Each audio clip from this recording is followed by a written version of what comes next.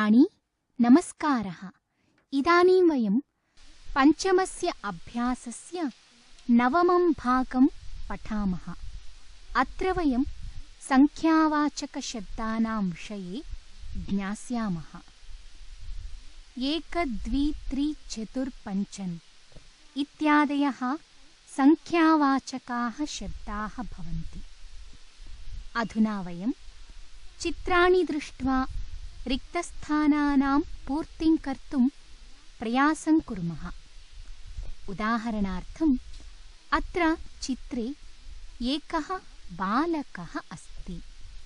अत्र कति बालकाः सन्ति इति प्रश्नस्य उत्तरे वदामः यत् अत्र तु एकः एव बालकः अस्ति। एवमेव एका बालिका। अत्र कति बालिकाः?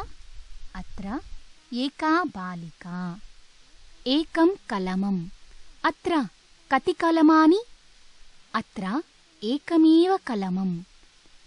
एकः, एका, एकम् इति एतानि एकशब्दस्य क्रमशः त्रिषु लिङ्गेषु रूपाणि सन्ति। द्वौ वानरौ तिष्ठतः। कौ तिष्ठतः? द्वौ वानरौ तिष्ठतः।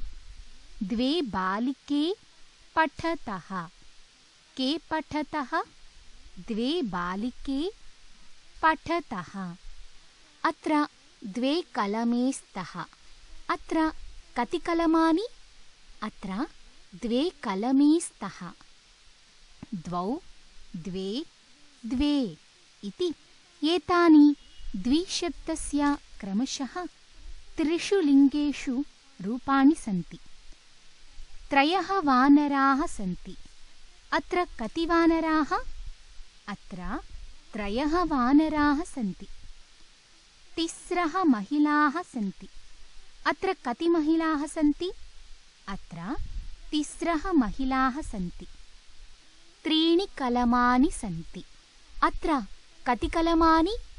त्रीणि कलमानि सन्ति।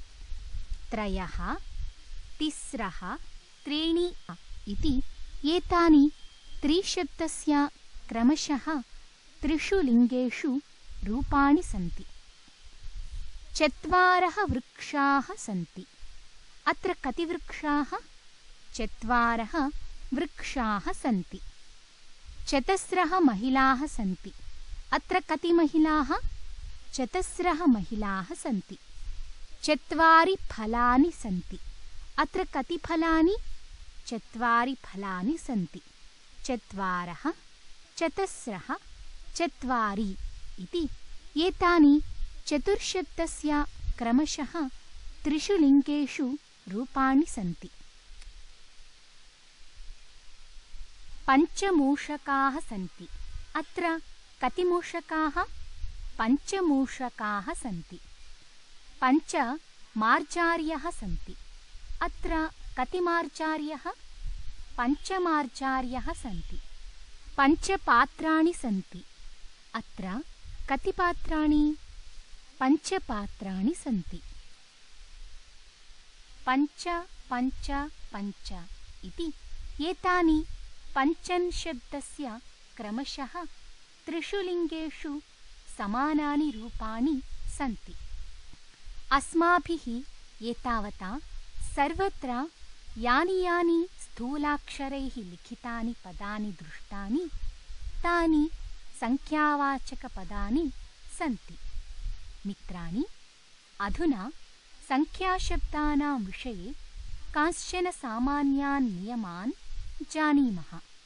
यथा संख्यावाचकाः शब्दाः विशेषणानि भवन्ति। अर्थात् संख्यावाचिनः शब्दाः विशेषणशब्दाः भवन्ति। कस्य विशेषणशब्दाः भवन्ति इति चेत् संज्ञाशब्दानां विशेषणशब्दाः भवन्ति। अतः एव विशेष्यस्य यत् लिङ्गं, यत् वचनं, या च विभक्तिः भवति संख्यावाचिशब्दस्य अपि तदेव लिङ्गं, तदेव वचनं, सा एव च विभक्तिः भवति। यथा पूर्वपठितेषु एव एकम् उदाहरणं पश्यामः। एकः बालकः इति। अत्र संज्ञाशब्दः कः अस्ति? आम्, समीचीनं, बालकः इति संज्ञाशब्दः अस्ति। एषः पुल्लिङ्गे, एकवचने, प्रथमायाञ्च विभक्तौ अस्ति। अतः एव एकः इति शब्दः अपि पुल्लिङ्गे, एकवचने, प्रथमायाञ्च विभक्तौ एव अस्ति। एवमेव एषः नियमः संख्याशब्दानां विषये सर्वत्र ज्ञातव्यः। इतोपि संख्याविषये सर्वदा स्मरन्तु, एका इति शब्दः सर्वदा एकवचने एव भवति। द्वि इति शब्दः सर्वदा द्विवचने एव भवति। त्रि इति शब्दः, चतुर् इति शब्दः च सर्वदा बहुवचने एव भवति। इतः अग्रे पञ्चन्, षष्, सप्तन् इत्यादयः शब्दाः अपि बहुवचने एव भवन्ति। एकतः आरभ्य चतुर् इति संख्यां यावत् त्रिषु लिङ्गेषु रूपेषु भेदः दृश्यते।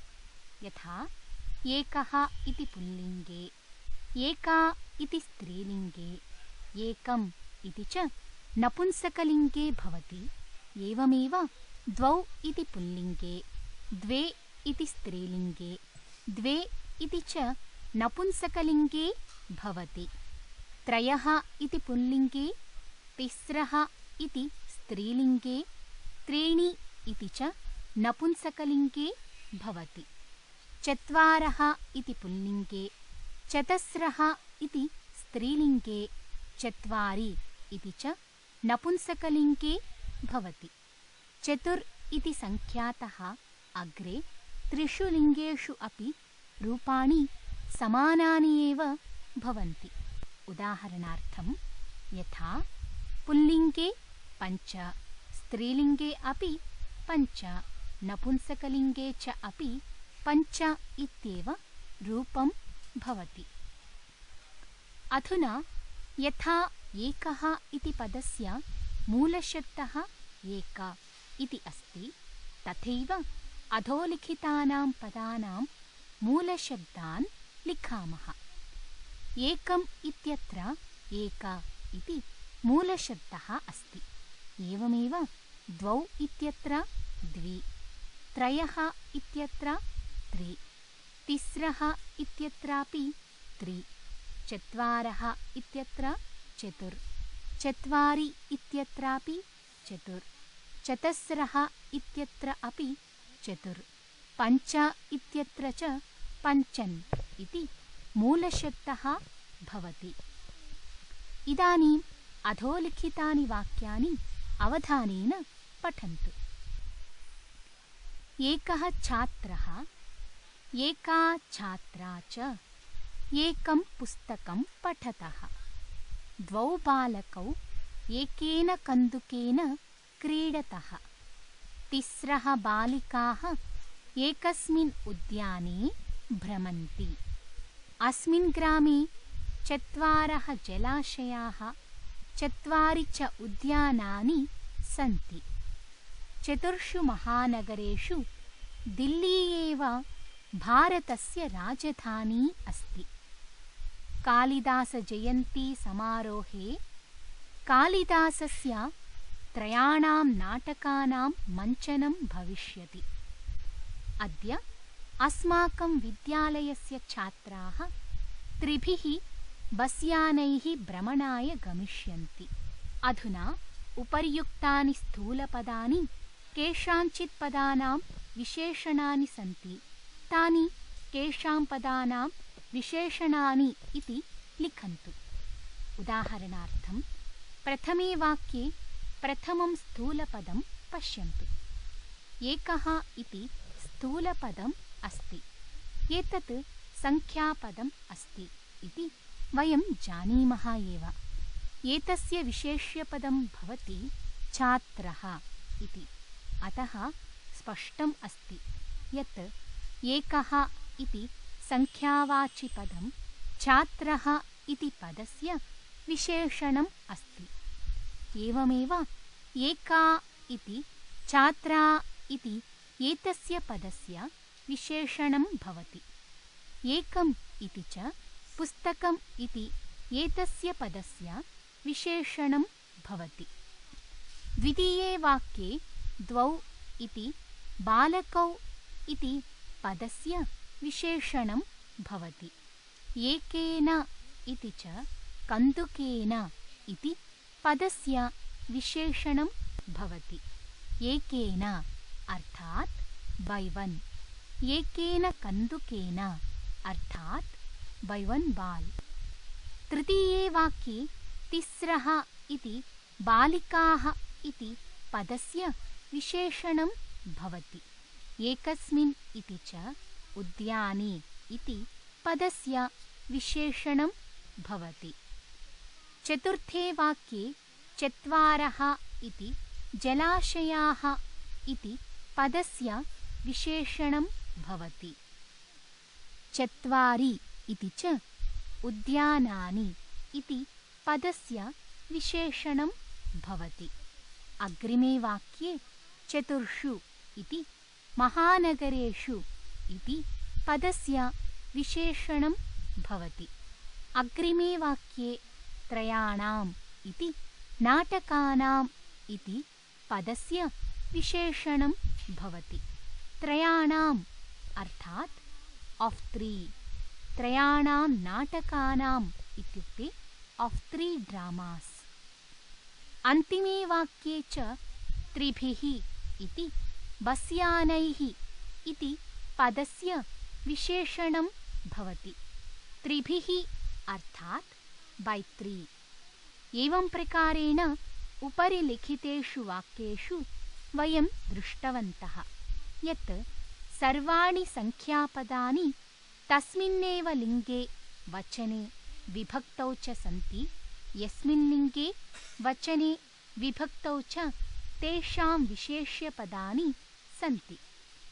इदानीम् अधोलिखितेषु वाक्येषु कोष्ठके यः मूलशब्दः अस्ति तस्मिन् उचितविभक्तिं प्रयुज्य वाक्यपूर्तिं कुर्मः। उदाहरणार्थं यथा नरस्य द्वौ हस्तौ भवतः। अत्र कोष्ठके द्वि इति मूलशब्दः अस्ति। अतः एव रिक्तस्थाने द्वौ इति प्रथमाविभक्तेः पुल्लिङ्गस्य च पदं पूरितम्। किमर्थम् अत्र पुल्लिङ्गस्य द्वौ इति पदं पूरितम्? समीचीनम्। यतः वाक्ये विशेष्यपदं हस्तौ इत्यपि पुल्लिङ्गे एव अस्ति। अतः एव द्वौ इति विशेष्यपदं पुल्लिङ्गे पूरितम्। अग्रिमं वाक्यं पश्यन्तु। हस्ते अङ्गुल्यः भवन्ति इति। अत्र कोष्ठके पञ्चन् इति मूलशब्दः अस्ति। रिक्तस्थाने पञ्च इति पदं स्थापयामः। हस्ते पञ्च अङ्गुल्यः भवन्ति इति वाक्यं भवति। अत्र पञ्च इति पदं स्त्रीलिङ्गे अस्ति। यतः एतस्य विशेष्यपदम् अङ्गुल्यः इत्यपि स्त्रीलिङ्गे अस्ति। तर्हि पुल्लिङ्गे नपुंसकलिङ्गे च पञ्चन् इति शब्दस्य किं रूपं भवति? समीचीनम्। अत्रापि पञ्च इत्येव रूपं भवति। पञ्चन् इति शब्दात् आरभ्य संख्यापदानि समानरूपेण दृश्यन्ते। अर्थात् तेषु रूपभेदः न भवति इति वयं पूर्वं ज्ञातवन्तः। वर्तमानः भूतः भविष्यच्च इति कालाः भवन्ति इति अग्रिमं वाक्यम् अस्ति। कोष्ठके त्रि इति शब्दः अस्ति। अतः रिक्तस्थाने त्रयः इति पदं स्थापयामः। त्रयः इति पदं पुल्लिङ्गे बहुवचने च अस्ति, यतः तस्य विशेषणं कालाः इत्यपि पुल्लिङ्गे बहुवचने च अस्ति। एवं तर्हि त्रि शब्दस्य पुल्लिङ्गे एकवचने द्विवचने च किं रूपं भवति?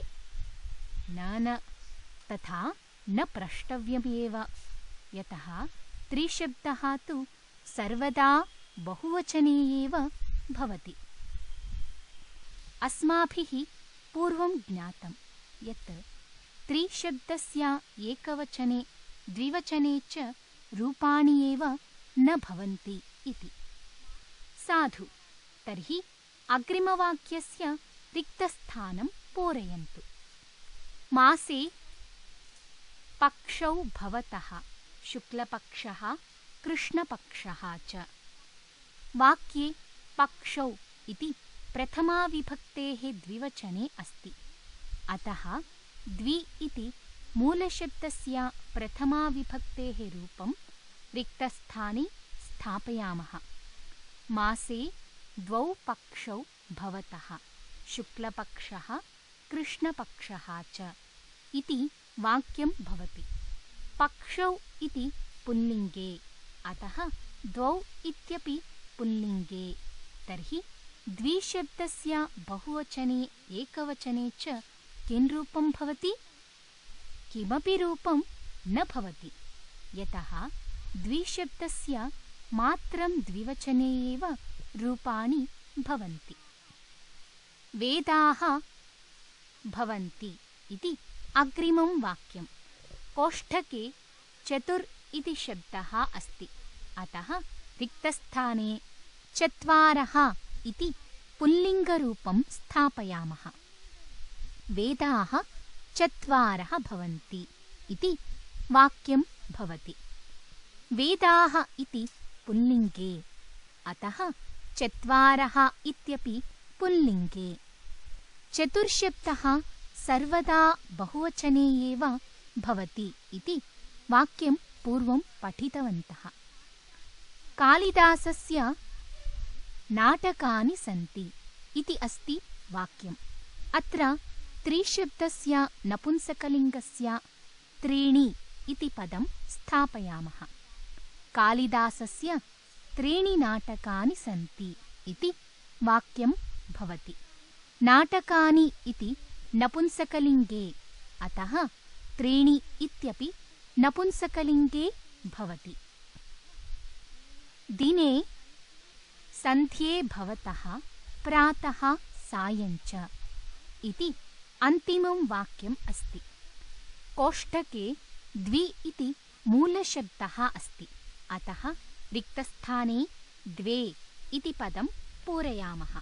द्वे इति पदं स्त्रीलिङ्गे द्विवचने च अस्ति, यतः एतस्य विशेष्यपदं सन्ध्ये इत्यपि स्त्रीलिङ्गे द्विवचने एव अस्ति।